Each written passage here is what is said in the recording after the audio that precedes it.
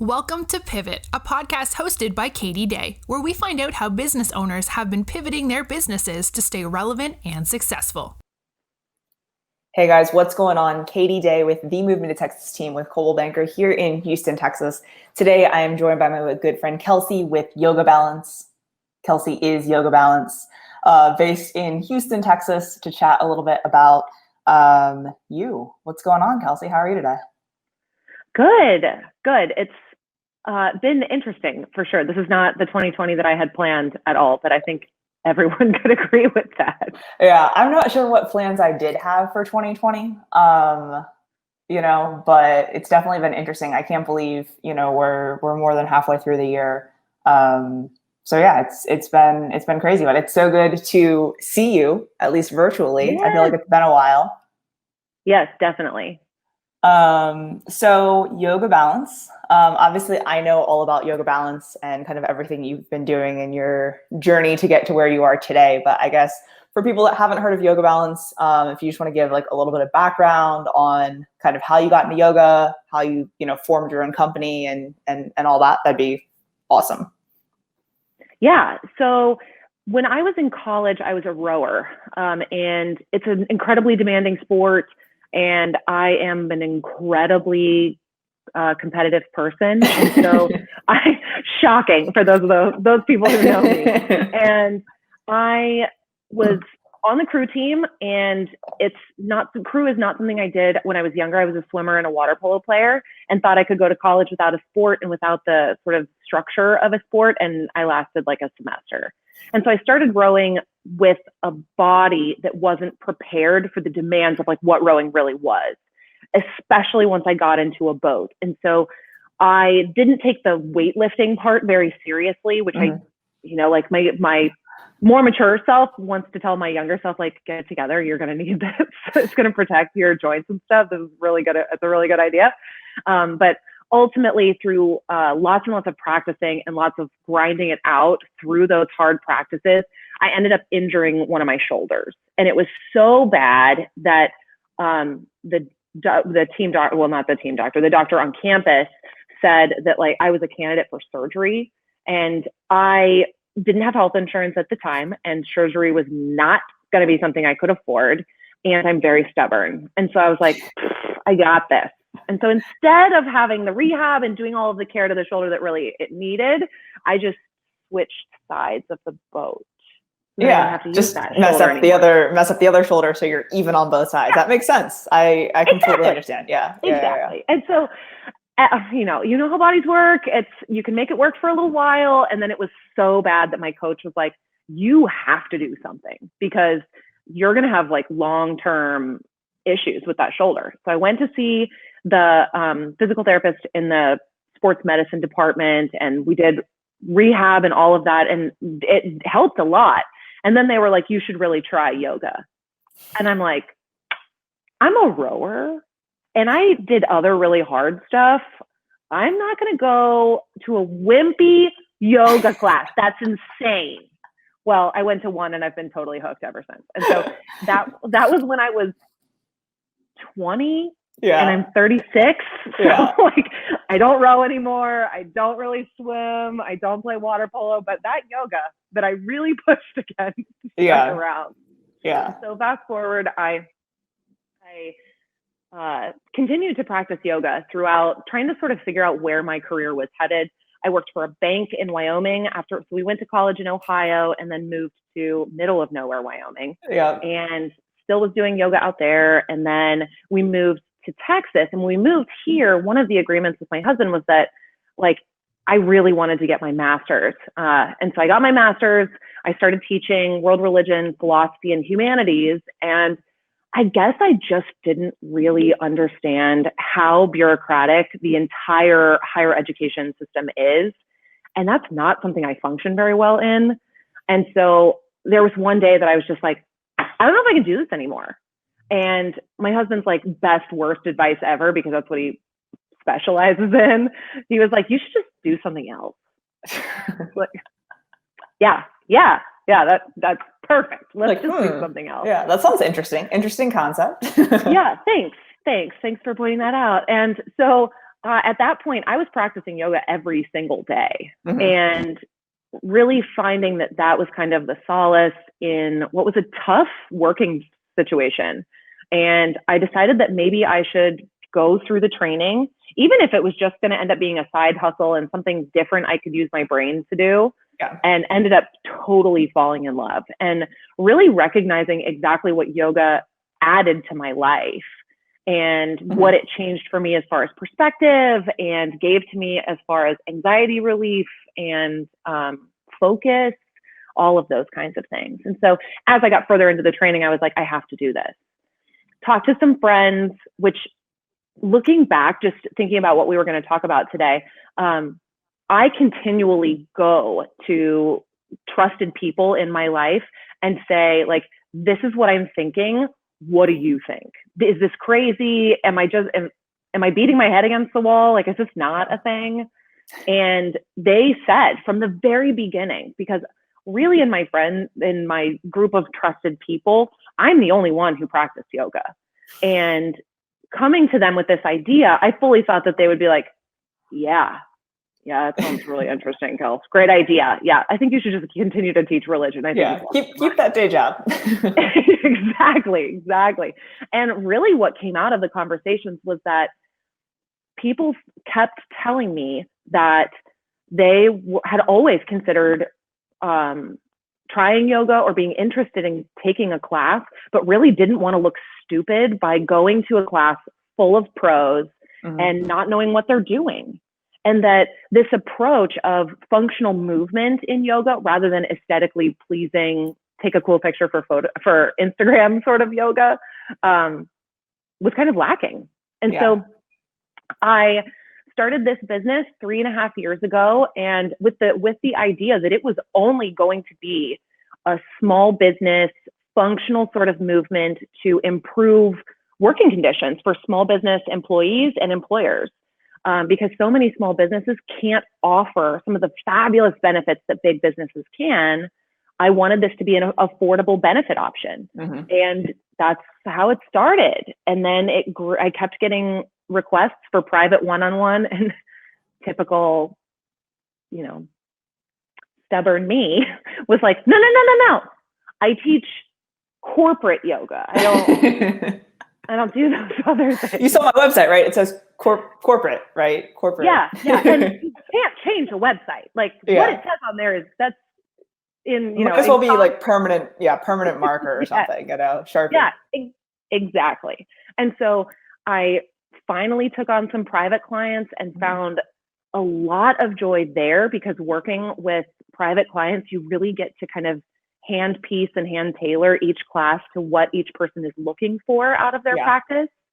And then from there, I built into events and workshops and then specialty style classes like prenatal and postnatal yoga. And 2020 was really shaping up to be the year of expansion for YB, because we built this huge foundation and my schedule was full. And so I was really to a place where my contractors, like, their schedules were ready. And then COVID changed all of our plans. And so I had to pivot. There was the two options, I guess, were to continue to attempt to do what I was doing and let YB die, or pivot and go back to that same trusted group of people and say, hey, what do you think about this? And so that's sort of what started in March, I guess. And since then to here, I am operating a totally different business than the business that I thought I was in. Yeah. So I feel like I know you say that there was, some time in all of this, but I feel like almost as soon as we were in a stay-at-home order, I feel like it was almost immediate. And you can correct me if I'm wrong. I may be, but I feel like you immediately were doing like virtual classes and things like that. At least it felt like that to me, because I was like, okay, I'll do a virtual yoga class. Let me go sign up. So I have for years really pushed back against the idea of teaching virtually for two reasons. The first is that it is such an unbelievably crowded, saturated market. And most of that saturation is free content. And I am a very, very big believer in being paid what you're worth. And I have a hard time offering something for free online that then I'm going to turn around and ask my clients to pay for. That feels really unfair to me. And I'm not sure how I could then go back afterwards and be like, okay, all the free stuff is done. You know, now be my client who pays by the hour. Yeah. That's not the business that I was in. Plenty of people have made, you know, an entire career out of starting with that free content. It just wasn't my space. Yeah. And so at the beginning of quarantine, I'd gotten some requests from both current students, past students, current clients, saying like, hey, we miss you. Are you just going to do online content? And I'm like, here are some recommendations. Yeah. And then I mean, one of my friends called me and she's like, what are you doing? Stop. What are you doing? And I was like, oh yeah, what am I doing? And so I did. I am someone who likes to be prepared before making a decision. I don't really fly by the seat of my pants. I like a lot of certainty in my life. I don't like a lot of variety. And so this whole everything being put on hold was like a real test for who I am. And so I reached out to my trusted group of people, again, my tribe, right? And asked what their interest level was in a virtual class with me. And of course, they were all like, yes, that's a great idea. Let's support YB. And I fully intended it to be maybe a once, twice, 3 times kind of program. And it was all going to be donation based. Because again, I really do believe strongly in being paid what you're worth. Yeah. So I taught the first class, you were there, and I had almost 50 people in that donation-based class. And so I really kind of changed my tune and had a dose of reality that it wasn't just that my clients were looking for online or virtual yoga content. They wanted my yoga content. They wanted Yoga Balance's yoga content. And so I went back to the drawing board, and rather than going about it the way that most people ended up doing, where you just started doing Instagram live videos or Zoom. I mean, we're all pros on Zoom now, right? Who knew? Yeah. Crazy. I wish I had Zoom stock in like January. Oh, yes. To go back a year and buy some Zoom stock. Definitely. So I kind of put my ducks in a row and have been teaching virtually really ever since. And the shift from teaching in person to teaching virtually was hard. Mm-hmm. It was really hard because it really feels like you're just teaching into the ether, that you can't, most people don't turn on their videos because they have kids or they have other stuff going on, or they're just not comfortable with the video being on. There is something that's kind of intimidating about you going through your practice and almost feeling as though it's a performance because it's on video. That, you know, again, we're not looking for aesthetic yoga. We're looking for functional movement style yoga. So I could completely understand. But everyone being muted, me teaching out into the ether with no feedback was a big adjustment. Yeah, definitely. Yeah. And I say to people all the time, the reason people take my classes is because of my sparkling personality and my great sense of humor, and obviously my humility. Yeah, those are normally when people ask me to describe you in like 3 different ways. That's normally what I say. So it's surprising that's also, you understand that about yourself. So very self-aware. I like that. Yeah. You know. I like that. Yeah, I mean, I definitely think it's definitely difficult. You know, obviously teaching, right? Teaching yoga, but even doing anything without any feedback, right? Same thing with presentations and stuff. Like you're just like talking. You're like, does anyone have any questions? Are you doing this correctly? You know, what's happening? So, I mean, I think it's. I've really enjoyed the classes I've taken for sure. You know, obviously we met at one of your initial classes, and obviously, you know, we've done a lot with you. So, your style is, you know, I enjoy it because I think it's a little, what's the word that I'm looking for? It's way less pretentious. You know, it's just like, hey, we're here to do some yoga. This is what we're going to do. And, you know, let's go. So I really like that. I definitely like taking down the barrier between what you think yoga should look like and making it so that it fits your body. I am continuously learning. I mean, anything and everything. I read an entire book about pelvic floor health, and like that informed my teaching for a while. And my students were so sick of hearing about pelvic floor. And now I'm reading this fabulous book, Your Body, Your Yoga, and which actually doesn't really do the book justice. It's basically an anatomy textbook talking about how all yoga poses are not necessarily appropriate for every body.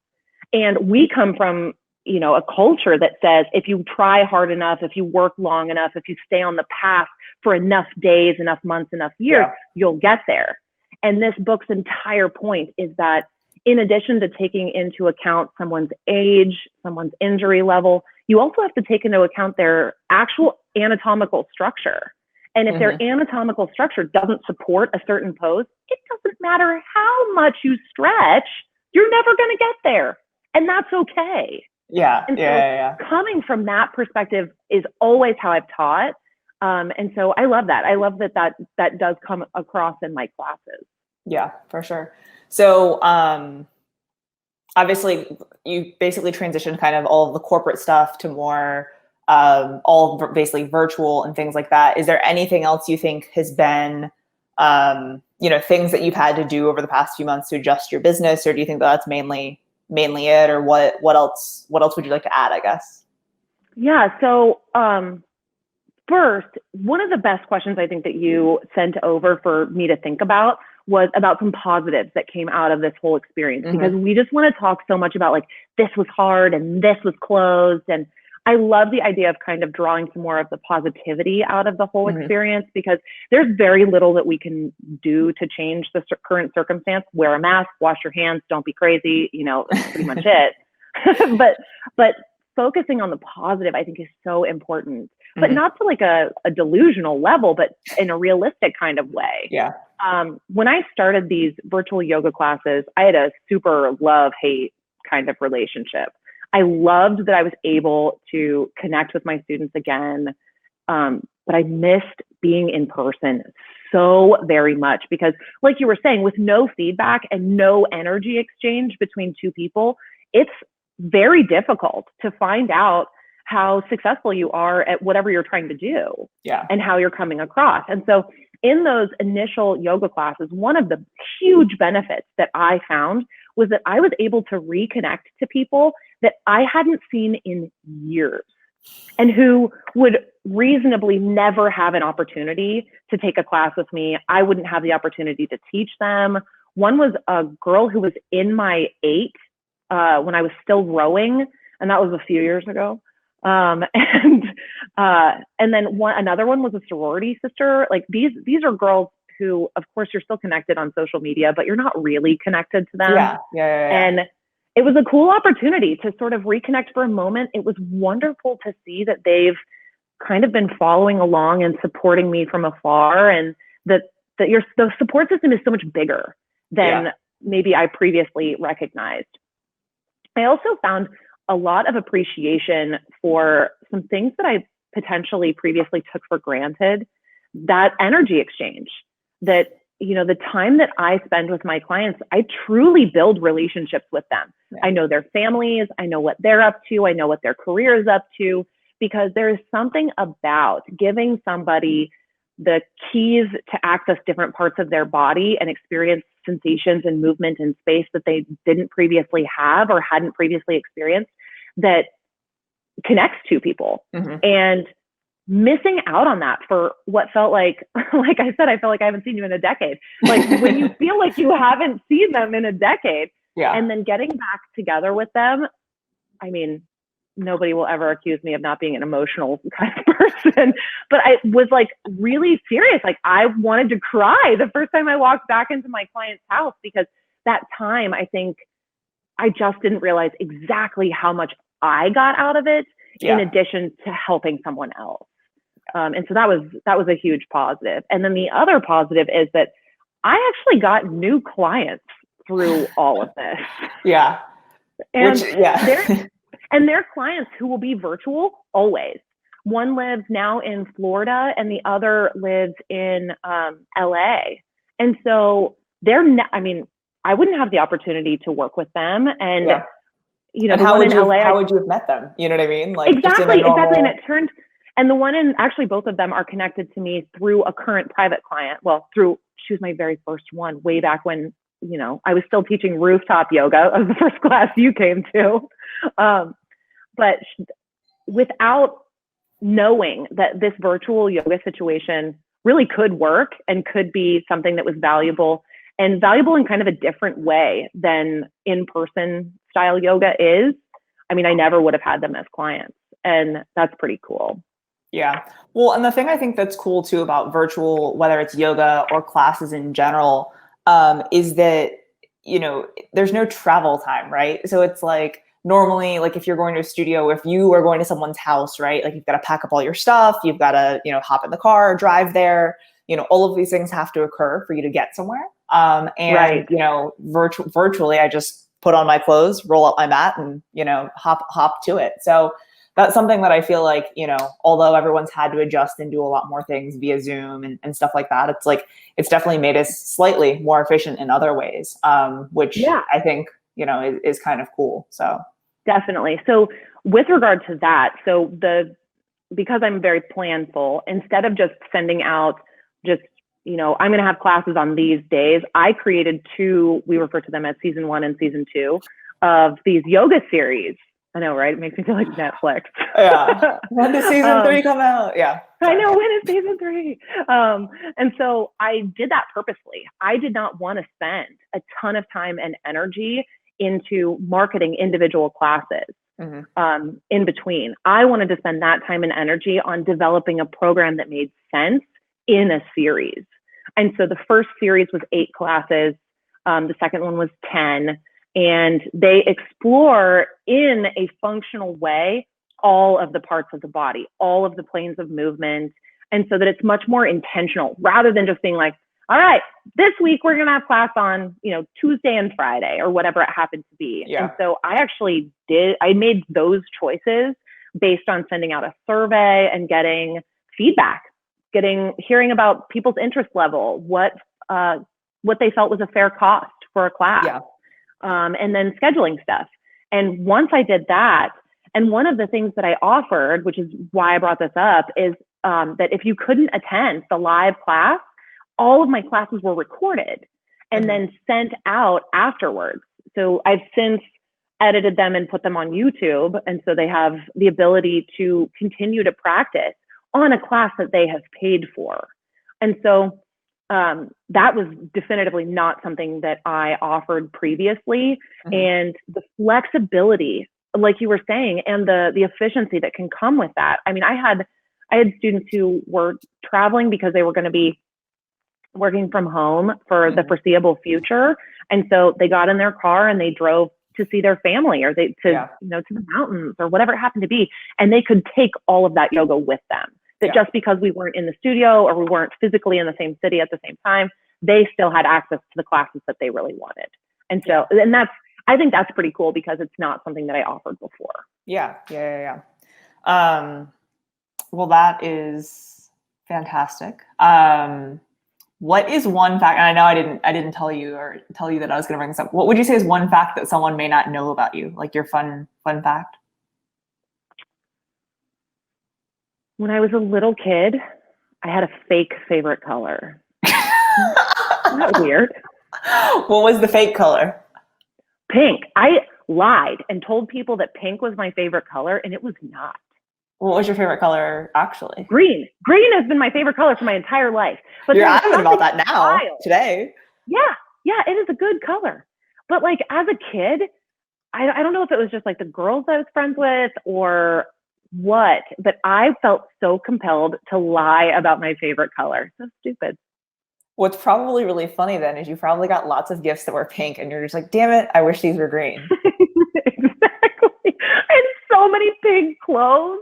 Like, that's really funny. When did you finally come out with your true feelings about green?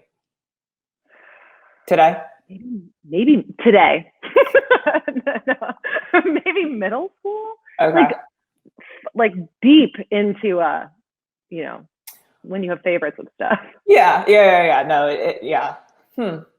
That's something else weird. Yeah, I guess something else weird would be that I can count on one hand the number of fast food hamburgers I've eaten in my life. Really? I didn't have a fast food hamburger ever until after college. Did you drink in college? Wow, just yeah. Okay, all right. Just curious, because I mean, like hamburgers, I feel like are like, you know, college drinking food. Fair. So less than 5 then, yes? Less than 5, yeah. And one of them was In-N-Out when we were in California. California, okay. And that was last September. Man, I feel like we could just go so deep into this. So only 5 or less than 5. You've had In-N-Out. What other places have you been to? So my husband tells me that Five Guys does not count as fast food because it doesn't have a drive-through. Okay, but you've had a Five Guys burger. I've had a Five Guys burger. Okay, yeah. Five Guys, In-N-Out. Yeah. That might be it. That's unreal. I've for certain never had a Whataburger. Okay. Burger. Did you say that twice? Whataburger burger? I mean, I think if you want to be formal, yeah, because you know. Who doesn't want to be formal when talking about fast food? Or proper, you know, I mean. Yeah, okay. Yeah. So you've never, okay. Never Whataburger, never McDonald's, never Wendy's, never Burger King. Do you eat fast food though, but just get other things? Yeah. And it was not it wasn't I'm not taking a political stance or anything like that. Certainly not as a kid. It just wasn't something I liked. I didn't eat an actual hamburger until probably high school. Yeah, I was always chicken nugs. Those were always my thing. I would get nuggets or tenders wherever I went. But I mean, you know, in some situations, you don't have a choice. They just bring burgers, so you eat the burger because you want to eat. I'm just that's unreal. But you eat burgers, you eat meat. I've seen you eat, you know. Yeah. Yep. Yeah. And so, but the sad part is my fast food place of choice, definitely, hands down, no competition, Taco Bell. Cool. Look how disappointed you are. No, I mean that's fine. I haven't had Taco Bell probably since college.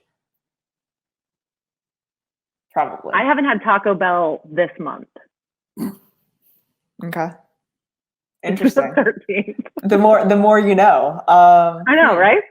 Yeah. So fake favorite color and less than 5 fast food hamburgers in my life. Well, you think that it could actually just be 1.5 if you've only had In-N-Out and Five Guys. Yeah. Because I would count Five Guys. I get the drive-through, no drive-through. So I get where he's going with that, or where his stance. Yeah. But I mean, and I guess there is a dine-in. So you technically go in and you eat. But I mean, I would categorize that in the fast casual, food. Yeah. Yeah. I thought I knew you pretty well. Now I feel like I don't know you at all. Yeah. This has shattered my heart. You're honestly, you're weirder than I thought. Well, I didn't think it could happen, but it did. All right. Anyways, so if someone is still listening to us ramble on about fast food burgers, if someone then is still listening and then wants to find you on social media or connect in regards to yoga and learn more yoga balance and everything, where can they find you as far as social and the interwebs? Oh yeah, absolutely. So on social, you can find me personally at Kiki Loves Yoga, or all things YB at Yoga Balance HTX. And the same is true on our website. So our website is yogabalancehtx, like Houston, Texas.com. Fantastic. Well, this has been a treat. It's so good to see video. you. It's so good to see you. I'm I just want to I'm not a touchy person. I mean, you go to give me a hug, I give you a one-arm hug. I'm I just want to hug you. I know. But now it's all of those one-arm hugs have stacked up that you've not been able to give. And so just intensifies. Yeah. Cool. Well, again, thank you so much for your time today. This has been awesome. And if you all are looking for the interwebs, check out Yoga Balance. That's all I've got. I'll see you later. Thanks for listening to this week's episode of Pivot. Be sure to subscribe so you don't miss an episode and follow Katie on social media at MoveMe2TX to stay up to date in all things real estate.